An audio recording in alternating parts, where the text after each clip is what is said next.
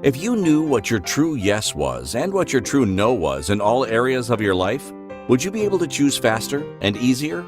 What futures would those choices create? Everyone is capable of connecting to their bodies in a way to have more exuberant and joyful living now and in the future. Now, here is your host of Choosing a Different Future with Siris. Hi, everyone. I am Siris Raquel Rivas Verdejo, and you're here on Choosing a Different Future with Siris. And today's topic is, would the world be a better place without you? Would the world be better without you? And I'm sure it's probably no, but we're going to look at all these different aspects of it. And if you're new to our show, it's all about different ideas, stories, experiences, strategies for you to soar beyond whatever's been expected and projected at you so that you can create a different future that's actually going to light you up, that's actually going to have exuberant living and contribute to whoever you'd like to contribute.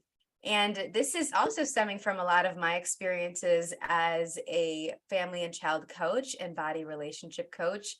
I invite people to reconnect with their bodies, to communicate their own way in a way that's actually going to express who they are so that they can create the lives that they truly desire. And I'm also the creator of the Living and Dying Body process. And we just had an amazing class. It's called the Awakening class, where people give and receive the living and dying body process. That's what actually invites us to care for ourselves as we care for others. And it's really simple, but we do a day of spa, a day of receiving, a day of nurturing. And it was really beautiful what showed up in our last class. Big shout out to our new Living and Dying ambassadors. And one of the things that I really loved about the class was that it was probably the gentlest, most quiet class I've facilitated so far.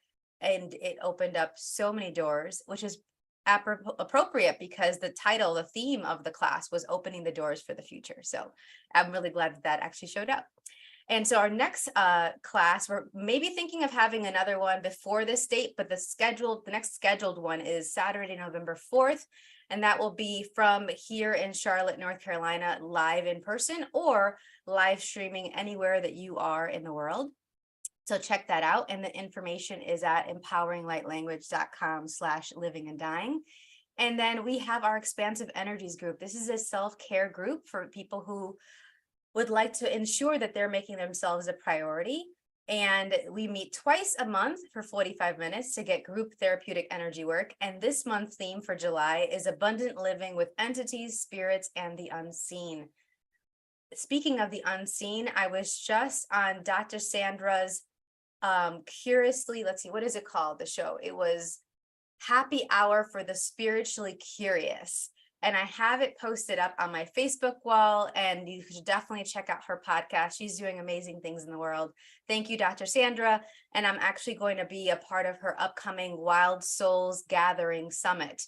And that's going to be later this month at the end of July. So very excited about that. Definitely check out those details.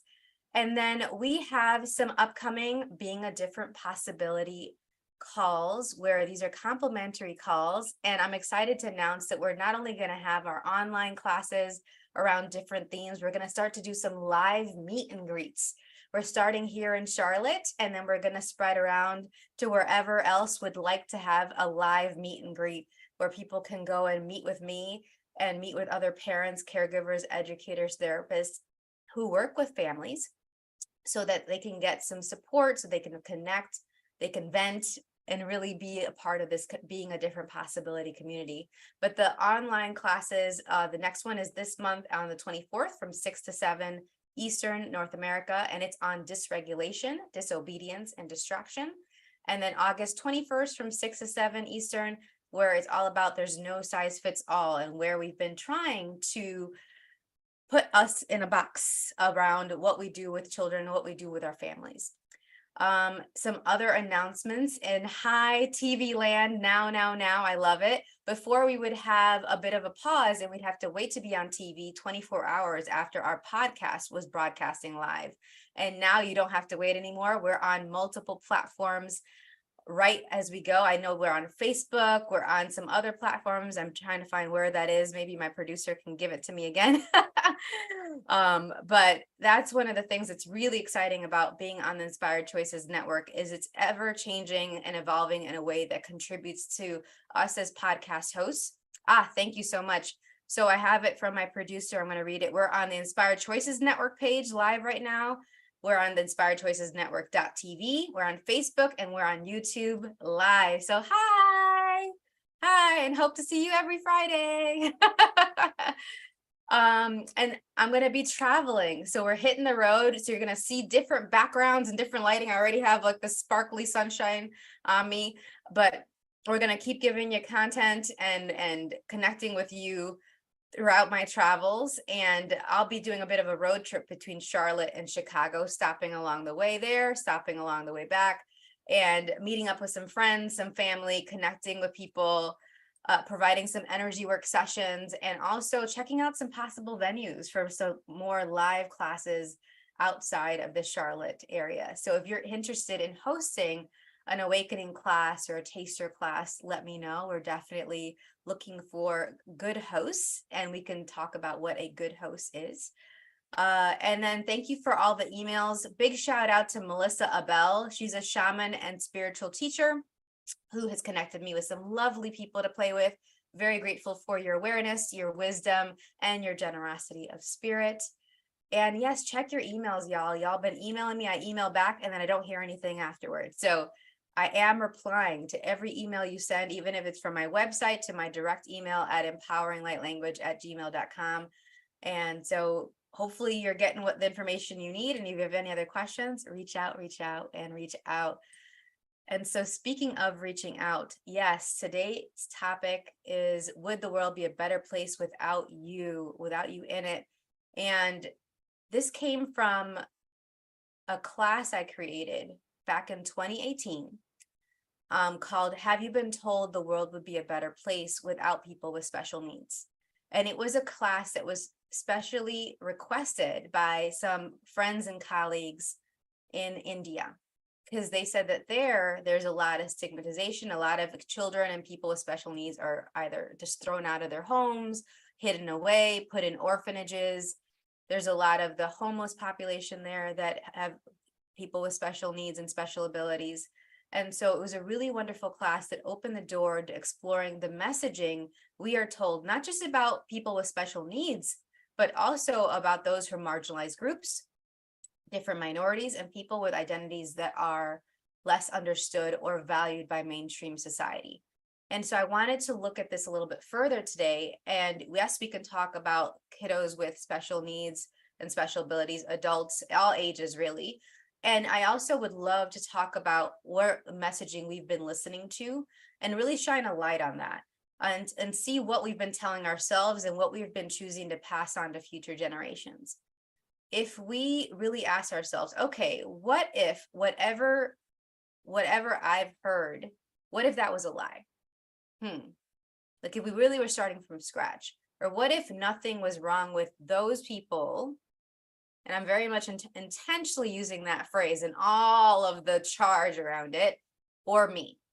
There's nothing wrong with them and there's nothing wrong with me. If we really started from that place, I wonder what would show up, right? So this is actually one of the most important topics to me. I actually woke up yesterday thinking about how to make this episode different, more impactful, and also not just about my experiences. And so I made a video on my Facebook wall. I spread it around to some of my Facebook groups and invited people to chime in, sharing about their experiences and what they know about this topic, what message would create the most. And I'm so grateful for the responses that I received. Y'all really showed up. Thank you so much for sending in comments, questions. And I'm also would love to hear from those in our live chat room. So you can go to the inspiredchoicesnetwork.com/chat room or access it through any of our app as well. And I work with people who come to me looking to be seen, heard, acknowledged, empowered. And after we look at their strengths, their abilities, what they've chosen that has worked, we use all of that in some personalized exercises that I create for them so that they can see, hear, acknowledge, and empower themselves. That's what this episode is truly, truly about today. It's about seeing ourselves more accurately so that we can, when we ask ourselves the question, would the world be better without me? It'll be a resounding, clear, absolutely not. No, of course not. It's silly that I'm even asking this, but yes, ask and then get what you contribute. Get who you be in this world and what a gift you are in this world. That is my hope. And so I'm not doing this alone. People sent in comments, sent in questions. If you have any other ones, please let me know. But this is been such a beautiful example of community, and with all the things that were sent in, and I will contribute to you as best as I can. Also, if as I'm mentioning things, if you have additional tips, resources, and ideas for the people who threw in some comments and questions, go ahead and comment underneath. Okay, I'll check them as soon as I can and look at that and reply. But this is part of what I'd like to create, is a global community where we are all choosing a different future together. Okay, and what would that look like? So let's start off with something simple, but not so simple. Have you ever asked yourself, would the world be better without me in it? I have. I did earlier this month, or last month, I should say, because now we're at the beginning of July. It comes up periodically. And here's the thing, it doesn't show up always explicitly like that, those specific words. Some different versions of it might be, am I making an impact? Is this enough? Is anyone noticing me? Does anyone care if I fill in the blank? What legacy am I leaving behind? Is this the right route for me with my business? Because with businesses, no matter what type of business you have, you're impacting someone's life. If nothing else, yourself and your employees, but whoever you're providing services and products to, you're also impacting them in some way. From someone who's selling pipes to someone who is teaching kids to someone who is, providing holistic wellness support, all of that, it's there. If you're having products where you're a florist and you're creating bouquet, I just got flowers for my mom. Justin and I got her a bouquet of flowers. She's a big green thumb flower enthusiast, and it couldn't just be just any flowers. I wanted it to be something really unique that I'd never seen in any grocery store or any other floral shop. And so I was searching on Google, and I was like, oh, this looks really nice. I can't remember the person's name right now, but it's right here in Charlotte. And it was something like Natasha's Flowers or something like that. It was the word Natasha was in there. And I found out she's actually from the Ukraine. And I was like, oh, that's great. I get to support Ukraine too. And I got there and I was like, am I in the right place? What's this? It was like a house, but I was like, there was no sign. And I was like, what's going on? And I'm like, I'm in the South. I got to be aware. I don't want to walk in someone's house, like get in trouble.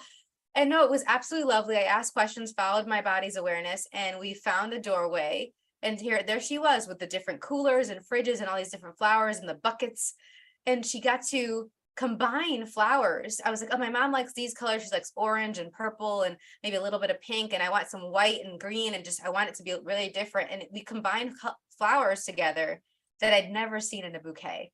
And even my mom commented, I've never seen this. She's very dramatic and enthusiastic. I never seen this. And it totally made our day. It totally made her day. And that was because of this florist and her business. So don't discount your business, please. Whatever size, wherever stage you are in your business, don't discount that. And so are you asking yourself these questions about what your place is in the world? And so we got actually a comment about this from one of our listeners in France. And I also sent this out to all of the living and dying ambassadors in their community, and they chimed in. And so big shout out to my living and dying body process ambassadors, living and dying ambassadors. So we're going to read about those in a minute. But this is something that I'd like for all of us to look at, and also be paying attention. Where are the people around you when they are asking you, hey, how do I look? Hey, what did you think about this? Hey, what am I on the right track?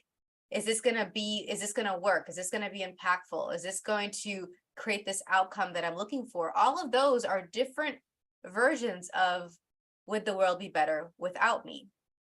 Like, am I on the right track? If you really knew that, if you really embraced the gifts that you have, the capacities that you have, your inner knowing, there wouldn't be this question in the same way. There wouldn't be the need for reassurance or validation in the same way. And yet it's okay, because we all have moments where we need that validation. And then being able to see, oh, that's what's underneath that. I'm really wondering, am I on the right track? Am I where I'm supposed to be? Because would the world be better without me is also like, well, if I'm not in this world, then where am I supposed to be? If I'm not here, then where? Okay. So it's time for our first break, y'all. When we come back, we're going to talk about some of the comments sent in, some of the questions sent in. We're going to start diving deeper into this topic of, would the world be a better place without you? We'll be right back. Most people haven't been taught how to listen and partner with their bodies in order to create lives that include clarity, pleasure, ease, and connection. Tuning in to Choosing a Different Future with Siris, you'll receive tools, inspiration, and resources on how to use your awareness of bodies and energy to your advantage. Siris is a family and child coach and therapeutic energy worker who will guide you to get clear and acknowledge what's brilliant, magical, and a gift about you.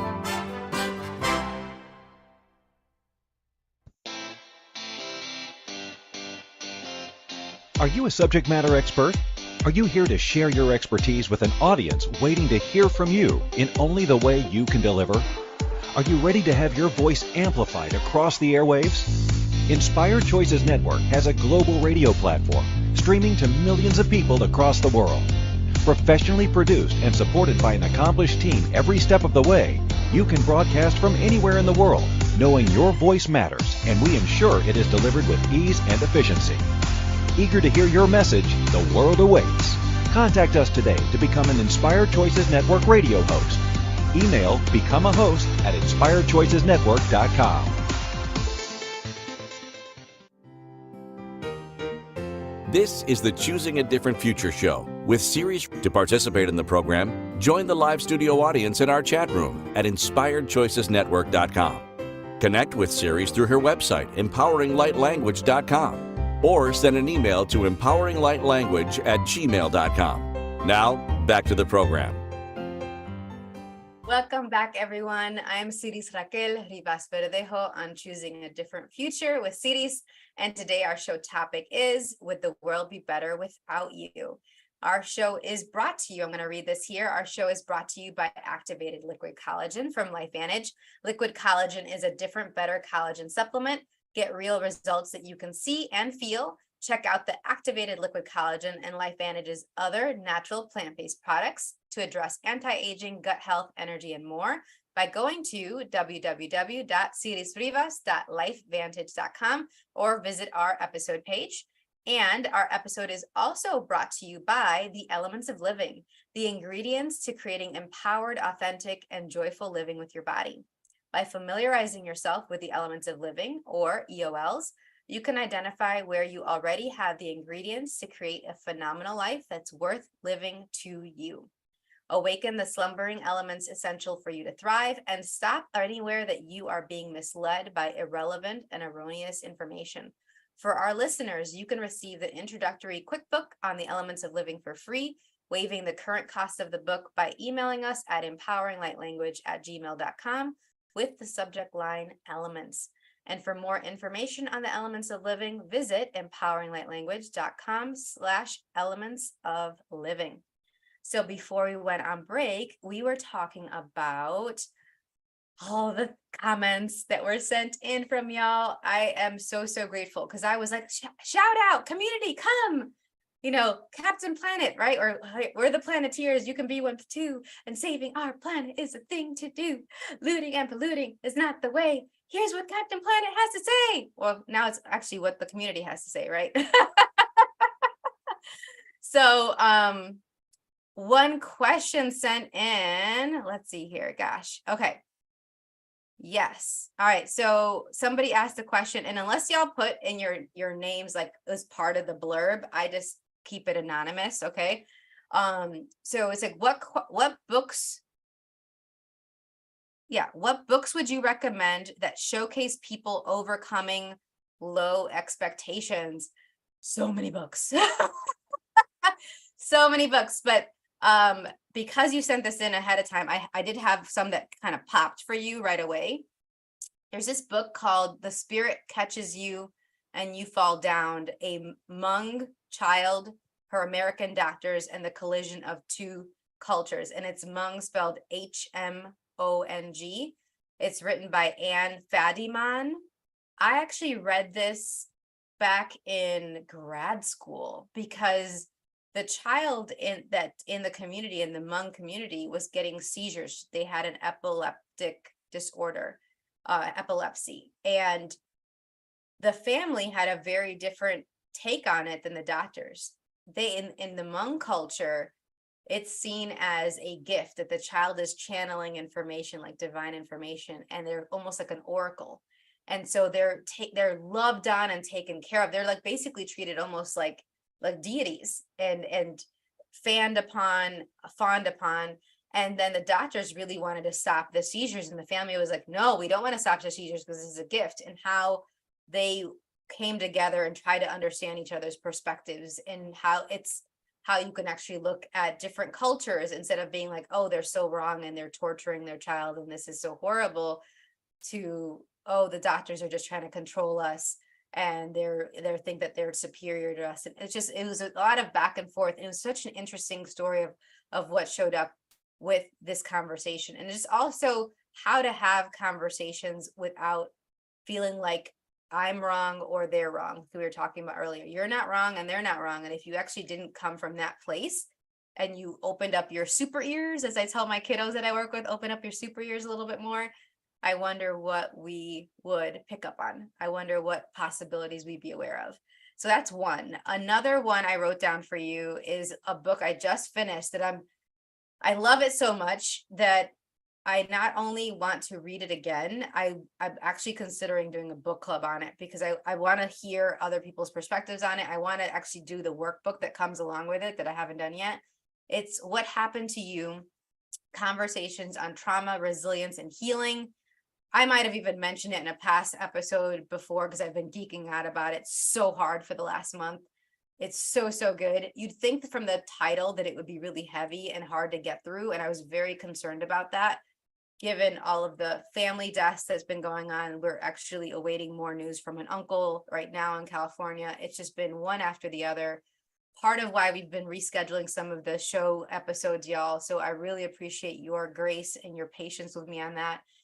And through all of it, I've been reading this book, and it's been this yummy companion, because they illustrate a lot of these concepts of how our brain and our body responds to trauma and adversity. And then they illustrate what these different concepts with stories, but the stories often are inspiring and uplifting. And it's not like, oh, this happened to you and you're just going to have to deal with it forever. It also talks about the malleability of brains and how through our choices, we can create a different possibility for our brains, for our bodies, for our lives, even if we've experienced trauma. So it's an amazing book. I can't recommend it enough. It's so good.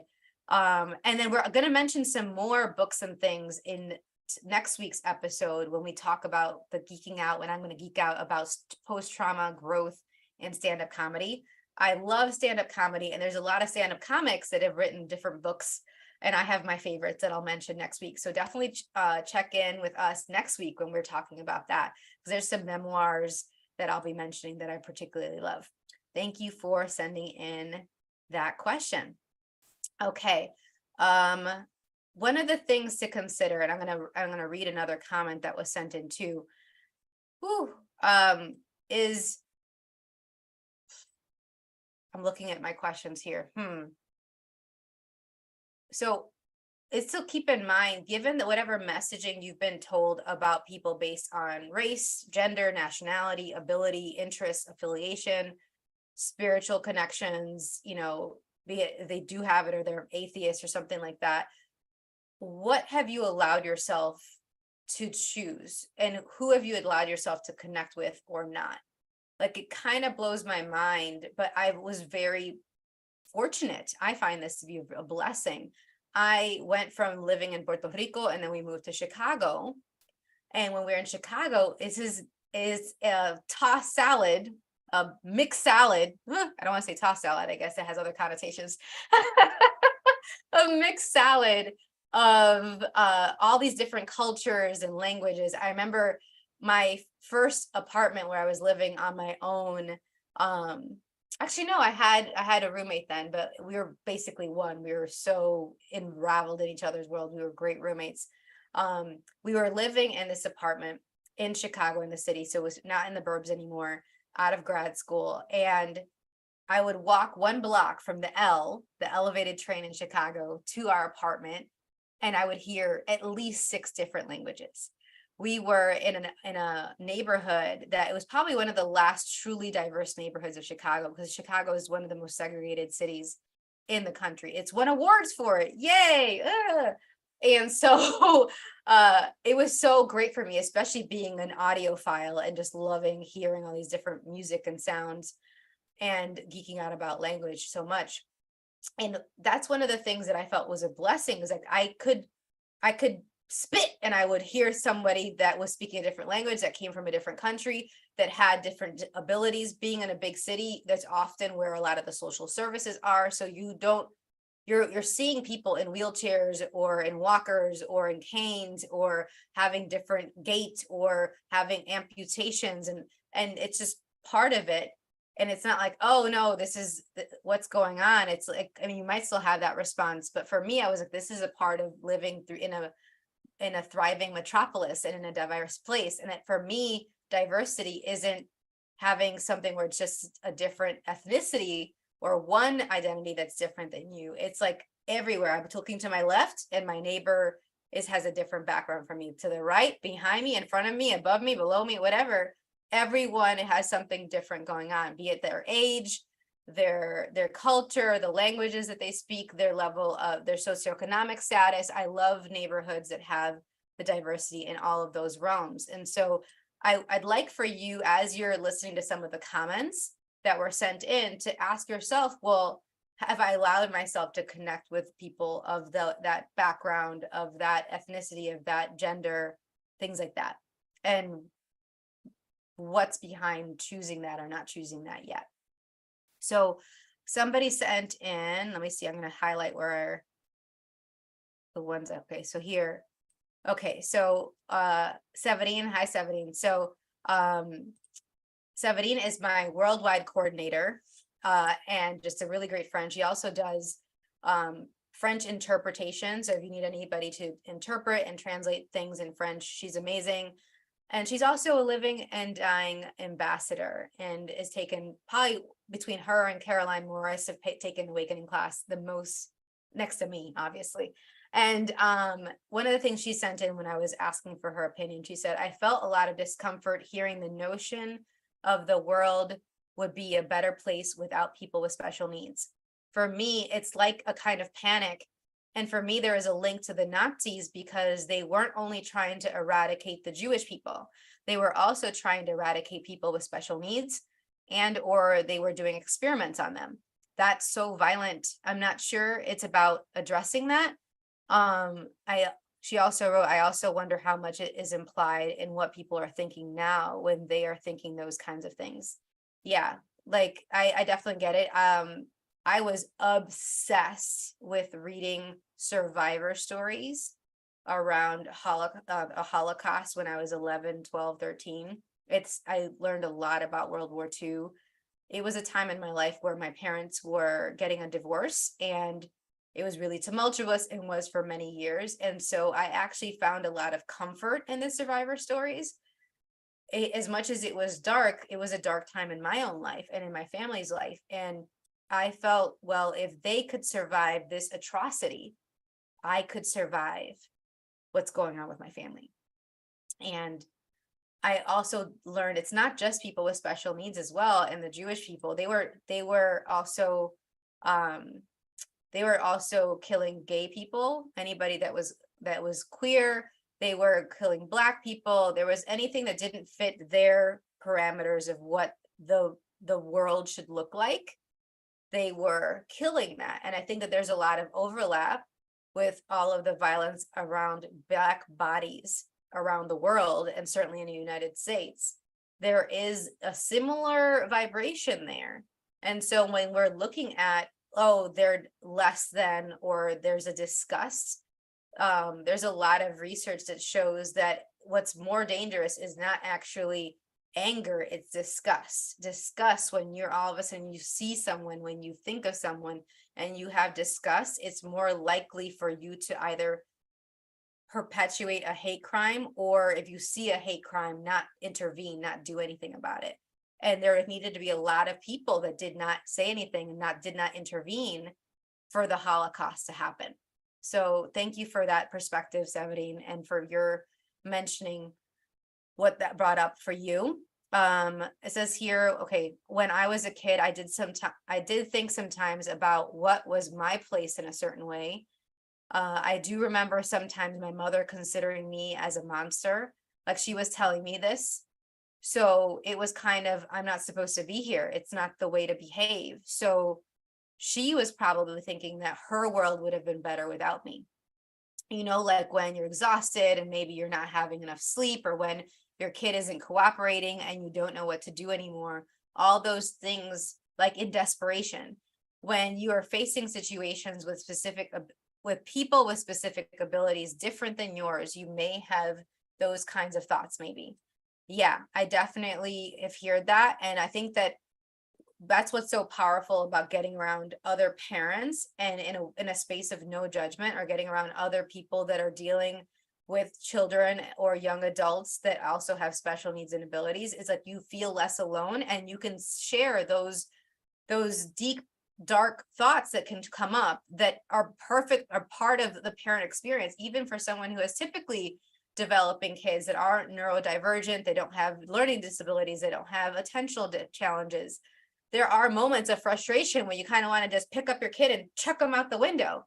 You're not going to, please don't, but the feeling is there sometimes. And then what are the ways that you can facilitate yourself out of it? And part of it is by actually acknowledging that the feelings are there to begin with, versus trying to shove them down and shove them down and shove them down and be like, no, I'm not feeling that. I have to be all happy and hunky-dory all the time. It's not sustainable. It's not authentic. Your kids are picking up on it. And I suspect this person was definitely picking up on it, even when the mom wasn't explicitly saying that she was a monster. There was this, kids are psychic. We are psychic. And so they were probably picking up on that thought anyway. So what if we be like, you know what, you're really pissing me off right now. You're really bothering me right now. Or what you're doing, is it great for me? I need you to do this. And actually using those I statements for what you require them instead, in addition to probably some other behavior modification strategies or other tools for your family. Yeah. Okay. Thank you for sending that in. Okay. All right. Okay. There's one more question, and then we're going to go on our next break. Okay. Thank you. So a question was sent in. My son's teachers aren't pushing him. They keep changing the school staff, which, given his strong preference for structure and consistency, has been very bad for his progress and self-regulation. We picked this school because their specialty is children with autism, attentional difficulties, and sensory integration disorders.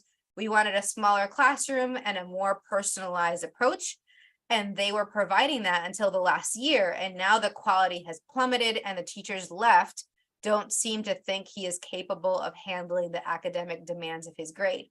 They don't even present him with academic content and focus almost entirely on behavioral interventions, which aren't particularly effective either. Woo, this is a long one. Hold on. Okay, so what can we do to help the staff see who he is? Oh, sorry, what he is capable of, and to have higher expectations for him. A bunch of things. One, we should probably have a consultation, but for right now, I would love to say add to your team, add to your network. Don't just count on your school. for the supports. Maybe you're already getting some services outside of the school. There are a lot of different ways of doing that, going through your insurance, going and asking for who are providers that are speech therapy, OT, developmental therapists, psychologists, whatever ones, after you have an idea of what you want to really spearhead, what you really want to take the lead and get more help with. If you need feeding therapy, all of that, add to your team. And with that team, if you don't have someone that's an advocate yet, if you've been banging up against walls and you don't have somebody that's in your corner that can actually talk about your rights as a parent, that can speak using their lingo and their jargon, please find somebody. I provide that service for my clients, but I also can refer you to people as well. If you'd like somebody that's in person in your area, I provide it by phone and through Zoom to all of my family and child coaching clients. Another consideration, I'm not sure where you're at with this. This is a little bit tricky because now we're in the summer and the school year is right around the corner, but have you considered changing schools? You were able to change out of the public school to here, so you know that you can change at any given moment, that kids can often benefit from a change of setting, especially if it's moving toward a setting that actually sees them more clearly and provides the supports and services that they really, really need. But that's one of those things that if it's not already on the table for you to start looking at and asking other parents where they're taking their kids that are also have similar concerns and similar issues. Gosh. Okay. So yes, I'm going to leave you with that. Munch on that. If you have any questions about it, if you want those referrals that I'm talking about, reach out and you could email me at empoweringlightlanguage@gmail.com. All right, let's take our next break, y'all. This is awesome. I love all this feedback. You're listening to Choosing a Different Future with Siris, with myself, Siris, on the Inspired Choices Network. And when we return, we will continue to discuss Would the World Be Better Without You? We'll be right back. Most people haven't been taught how to listen and partner with their bodies in order to create lives that include clarity, pleasure, ease, and connection. Tuning in to Choosing a Different Future with Siris, you'll receive tools, inspiration, and resources on how to use your awareness of bodies and energy to your advantage. Siris is a family and child coach and therapeutic energy worker who will guide you to get clear and acknowledge what's brilliant, magical, and a gift about you.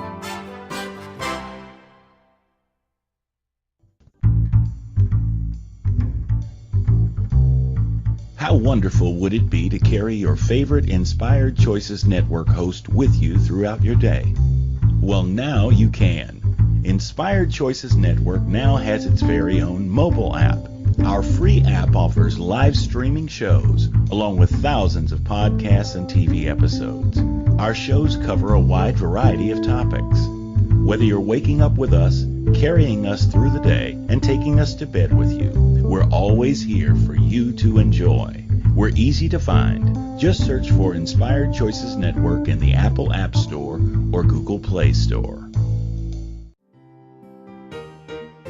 This is the Choosing a Different Future show with Siris. To participate in the program, join the live studio audience in our chat room at inspiredchoicesnetwork.com. Connect with Siris through her website, empoweringlightlanguage.com, or send an email to empoweringlightlanguage@gmail.com. Now, back to the program. Hi, everyone. Welcome back. I'm Siris Raquel Rivas Verdejo on Choosing a Different Future with Siris. And today our show topic is, would the world be better without you? We've been talking about a lot of different things. I want to make sure that you know that our show is brought to you by Activated Liquid Collagen from LifeVantage. Liquid collagen is a different, better collagen supplement. Get real results that you can see and feel. Check out the Activated Liquid Collagen and LifeVantage's other natural plant-based products to address anti-aging, gut health, energy, and more by going to www.sirisrivas.lifevantage.com, and you can get $10 off of your first order. Our episode is also brought to you by the Elements of Living, the ingredients to creating empowered, authentic, and joyful living with your body. By familiarizing yourself with the elements of living, or EOLs, you can identify where you already have the ingredients to create a phenomenal life that's worth living to you. For our listeners, you can receive the introductory quick book on the elements of living for free, waiving the current cost of the book, by emailing us at empoweringlightlanguage@gmail.com with the subject line elements. For more information on the elements of living, visit www.empoweringlightlanguage.com/elements of living. So lots of questions and comments sent in. Thank you, thank you, thank you. Okay, I'm looking at a lot more here.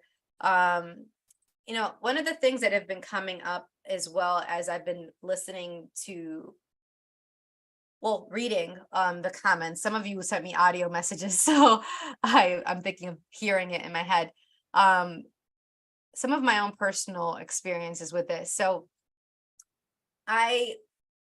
depending on what identity they were latching on to, or it was bringing up stuff in their world. And I say that because I recognize now a lot of times when people are rejecting me out of turn before they even really get to know me, there is something that my presence, my whatever they think who I am is bringing up in them. It's triggering something. It's setting off some kind of program.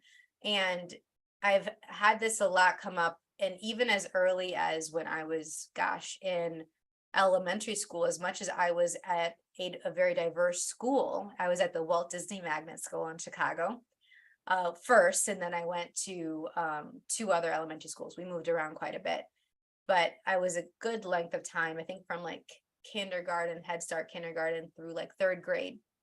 I was at the Walt Disney Magnet School in Chicago. And I remember that there were the Black girls there. There was a very clear memory I had. I went to the bathroom by myself. I think I was in kindergarten or 1st grade. And I was in the stall, and all of a sudden they're banging on the doors of my stall. And then they come and look over the walls of the other stalls into my stall, and they're looking down at me, and they're like saying all these things to me. I don't remember right now the words, but I remember it was very much about the baby and like my age and me being younger than them, because they were, I think, in 8th grade, like at least in the middle school part of that school. The school was kindergarten through 8th grade, which is pretty common in Chicago. And so here I was in kindergarten or 1st grade, and they're taunting at me. And that was one of the first times that someone was bullying me. And I didn't understand why. I was like, what's going on? I didn't do anything wrong. And if you check out my podcast on bullying and beyond bullying, it's on my YouTube channel as well. And you can find my podcast. That's one of the things we talk about, is that like bullying isn't really about you. It's about convenience. A lot of times it's about you're an easy target. They were just messing around in between classes and not really having something to do. And then they saw that I was there, and they're like, let's mess with this girl.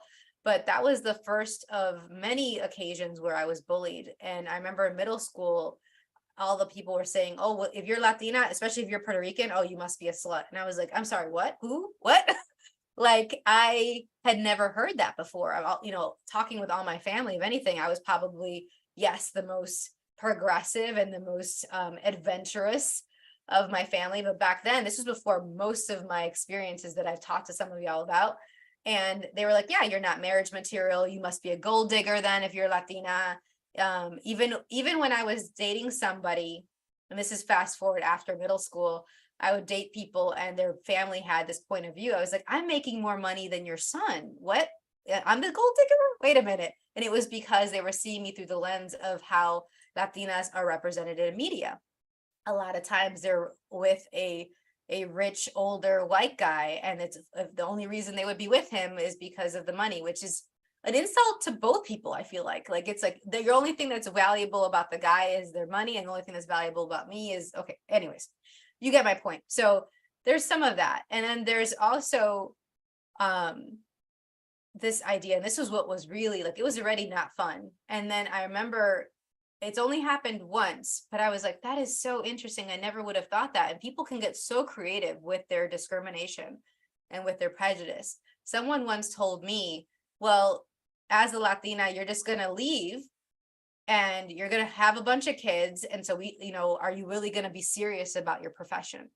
because that's what you do. Latinos have a bunch of kids and they're at the home and and I was like, and you can't have both. Like, you can't have kids, and you have seen examples of this, right? Like, and this is someone that at the time had kids and was working, but they were projecting at me that because I was Latina, of course I was going to leave my job and not take it so seriously. So it was really interesting because it really affected at the time, okay, who can I really be myself around? Who's really to see all of me? Because the other thing too is like, I'm a multiracial Latina, but I don't fit any of the molds of anything that was represented in media. And a lot of times I shake up the molds of people that meet me no matter what my identity is. And certainly what's expected of my culture. Like, I've done a lot of things different than my family. And so I wonder for you all, where has that played a role? Where is it where someone has rejected you without really getting to know you or knowing what you're capable of? So chime in, let me know about that. All right, a bit of a pause on my stuff for a second. There's a comment sent in here. Okay. So many comments. Okay, one second. All right, so I was raised that as a man, you dated and married women. Okay, I was fortunate to have met my best friend, and when we dated in college, I convinced myself that this was what romantic love must be like. We were so close. I couldn't have pictured marrying anyone else but her. After our kids were getting older, I kept having this ache, this sense of longing for something, and there were thoughts. Many thoughts that I didn't have a place for in my world. It didn't fit, and yet they kept coming up again and again. Grooming and hygiene has always been very important to me, and one day I really looked at myself, like deeply looked at myself, and I asked, what are you doing? Is this how you want to live? I went and told my then wife and best friend that I'm attracted to men, and it initially exploded our world. We had been spending Sundays in church, and we were very much a part of our community. Our children had a lot of questions, and there was a lot of hurt my actions caused. I'm going to pause here. I'm glad you're acknowledging that your actions created some explosion and shook up everyone's worlds, and this isn't just about you. So that's just, I want to commend you for that. I'm going to keep reading here. I sometimes wonder what it would have been like if I had been raised by a family that would have sent me the message that it was okay for me to be me. Oh, honey, I hear you.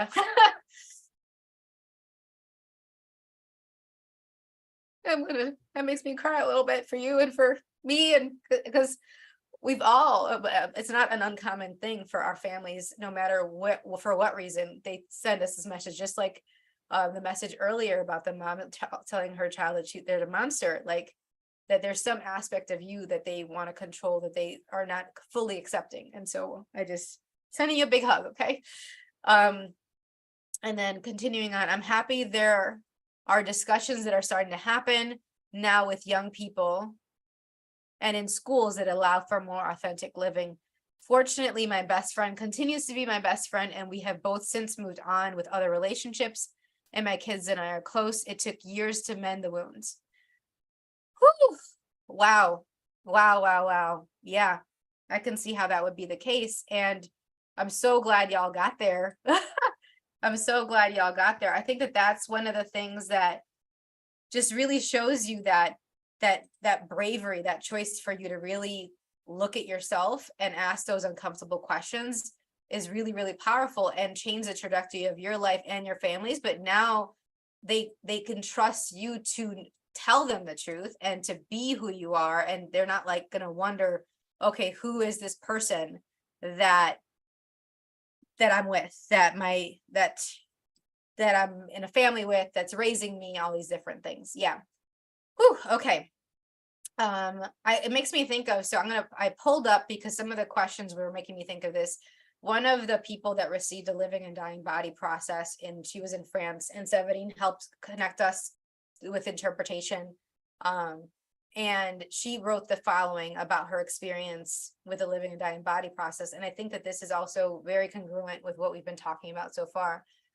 She wrote, living and dying is something that speaks to me a lot. Seeing the places where I live and seeing the places where I die was quite conceptual. When I woke up the next day, I woke up with the image of a big pile of broken locks. so many places I had locked myself in my body. In the days that followed, awareness came and went, not always comfortable. I was able to see that I was killing myself by idolizing my father. I was able to see the truth about the man he is, neither a monster nor a saint. This space allowed me to recognize that I knew my attacker at 3 years old, my grandfather. And it was a moment of space, of joyful liberation. Yes, joyful, because finally I could see the truth, tore the veil of lies, a space open to life. By writing these words, I reconnect to the strength that this truth gives me. And here's the thing. So she was able to, and thank you so much for that. Her name is Sonia. She told me that I can say this, and that it's a testimonial that she wrote. So thank you, Sonia. That's really a testament to how when we really see ourselves, when we really see where we're at, we can actually liberate ourselves. It creates a freedom within us. And that's one of those things, is that she thought that she was wrong. She thought that the world would be better without her. She didn't ever let herself fully live because of the abuse that she remembered, but she couldn't recall who it was until after this session. And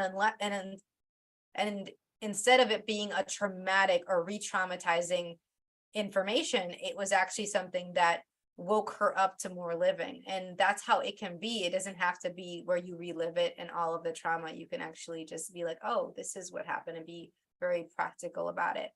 So thank you for that. Thinking really quick, we're running out of time. Is there any other comments, questions that I'm missing here? Looking. Okay. Great, cool. Last thoughts really quick. So one of the things that I would really like is for you to look at representation in your life. Like, our choices represent our values and represent our beliefs and our experiences. And so if there's somebody that is of a different identity, a different background, that you've never had a truly authentic, genuine conversation with, not just, oh, you work with them and they're in the next cubicle, or you say hi and bye in the morning and you think that counts. No, really having like a, hey, like, who are you? Let me see you. Who am I? Hopefully you can see me kind of conversation. What if you tried that out? Like, there's meetup groups you can try. There's Facebook groups. There's going out in different, parks, and like picking up a conversation at the grocery store and things like that. Oh, you have a kid. Oh, my kid's this age. And really connecting beyond all these barriers and borders and things. Like, what would that be like for you? I'm very fortunate to have friends around the world that have all different types of backgrounds, ethnically, so sexual orientation wise, spiritually. I have friends that are atheists, agnostic, all different religious associations. And my life is richer because of it. And also, when people say, hey, Siris, you might not know this, but I know that if you don't know the information, you know someone that does. That's part of why I can be such a great connector, because I have this beautiful network that contributes to me, and that then also can contribute to you and to my people as well. So next week, and thank you for everyone again for sending in the stuff. Next week, one of the things that we're going to be geeking out is about stand-up comedy and post-trauma. There's a lot of really cool stories around this. So it may seem like an odd source for inspiration, but in my personal journey post-trauma of evolving, healing, and resilience, and facilitating it with others, I found humor super helpful. And the stories and experiences shared by stand-up comedians are incredibly beneficial. So their vulnerability, their irreverence, and strength through their jokes, self-deprecation, and choices can start to shine a light on a path forward that we wouldn't otherwise have perceived or considered. So what if letting go of the past and growing post-trauma could be easier and more fun than we have ever been told? I'm really excited about it. So we're going to geek out. You'll be able to walk away with a list of memoirs, comedy specials, podcasts that will provide a hilarious way to release heaviness and have clarity beyond the negative experiences that you've had. Until next time, bye. Thank you for listening to the Choosing a Different Future show. Siris returns Fridays at 10 a.m. Eastern, 9 a.m. Central, 8 a.m. Mountain, and 7 a.m. Pacific on InspiredChoicesNetwork.com. Until then, keep choosing what will work for you and your body, your own unique way honoring what will work for you.